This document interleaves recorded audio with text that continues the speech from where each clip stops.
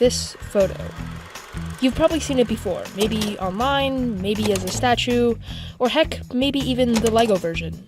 At its most basic, raising the flag on Iwo Jima inspires a sense of patriotism, the 6 Marines trying valiantly to push up the enormous flag as it ripples in the wind. But to truly grasp the story, the impact of this photo, we need to look deeper.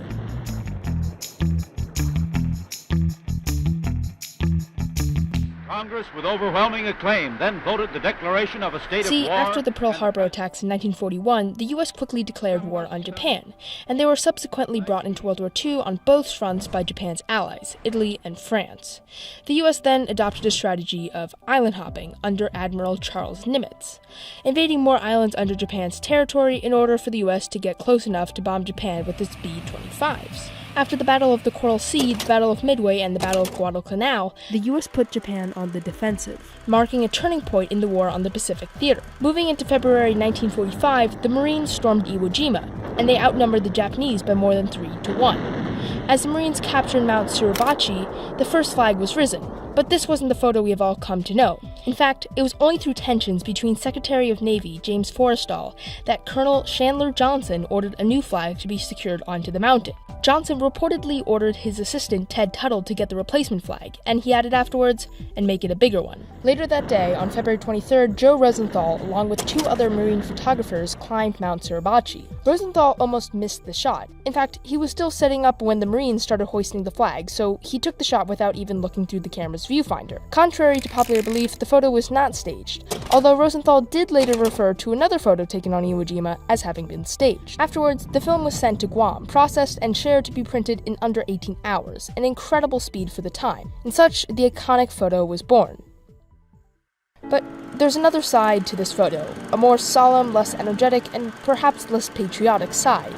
See, the war in the Pacific was incredibly bloody, and Iwo Jima was a notable standout. Lieutenant General Tadamichi Kuribayashi, in charge of defending Iwo Jima, knew he could not win the battle, writing that his soldiers were, quote, utterly empty-handed and ill-equipped against a land, sea, and air attack of a material superiority such as surpasses the imagination. Instead, he hoped to inflict as much pain on his opponents as possible. From as early as 1944, Kuribayashi had ordered his men to create a series of linked tunnels and bunkers underground. When Marines stormed the beach, the Japanese held fire. It was only until the Marines pushed inland did the Japanese open fire, killing and wounding around 2,000 men in one day.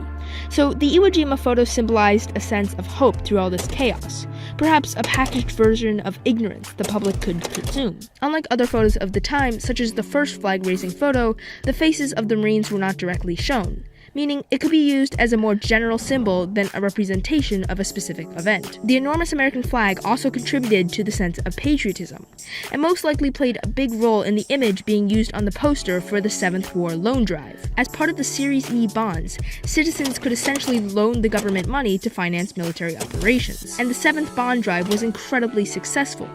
The Iwo Jima photo spearheaded the campaign, and soon the poster was on almost 1 million store windows and in tens of thousands of movie theaters, banks, billboards, and factories. The bonds helped to generate around $340 billion in today's money, or just about half of the total US budget at the time. The photo helped the 7th bond drive to become the most successful out of any of the war bond series at the time. A few months later, when America planned to drop nuclear bombs on Japan, that same sense of patriotism and hope generated by the photo may have contributed to the 85% approval rating of using the bomb.